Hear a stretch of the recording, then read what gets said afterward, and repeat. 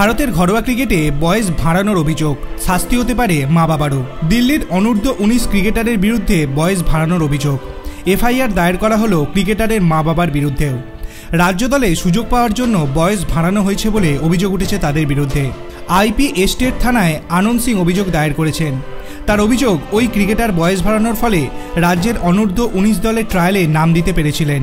সেই সুযোগ কাজে লাগানোর জন্যই ইচ্ছাকৃতভাবে বয়স বাড়ানো হয়েছে বলে দাবি ওই ব্যক্তির। অনূর্ধ্ব 19 দলে সুযোগও পেয়ে যান ওই ক্রিকেটার। শুধু ওই ক্রিকেটার এবং তার পরিবার নয়, অভিযোগ রয়েছে দিল্লি ক্রিকেট সংস্থার এক কর্মীর বিরুদ্ধে। তিনি নাকি ইচ্ছাকৃতভাবে ওই ক্রিকেটারের আধার কার্ড পরীক্ষা করেননি। সেটা করলে বয়স বাড়ানোর তথ্য যাচাই করা যেত।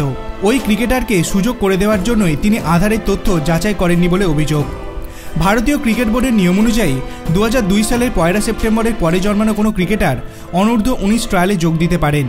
কিন্তু ওই ক্রিকেটারের জন্য 19 মার্চ 2002 সাল অর্থাৎ যোগ্যতা অর্জনের নির্ধারিত বয়সের থেকে তিনি 5 মাসের বড়। তাই ইচ্ছাকৃতভাবে ওই ক্রিকেটার নিজের বয়স কমিয়েছিলেন। তার জমা দেওয়া তথ্য অনুযায়ী ওই ক্রিকেটারের জন্ম 30 অক্টোবর 2002। যদিও আধার কার্ডে সেই তথ্য নেই। দোষ প্রমাণিত হলে 2 বছরের জন্য নির্বাসিত হবেন ওই ক্রিকেটার। আপনার কি মনে হয়, এইভাবে বয়স বাড়িয়ে কোনো ক্রিকেট দলে যোগ দেওয়া কতটা বড় অপরাধ?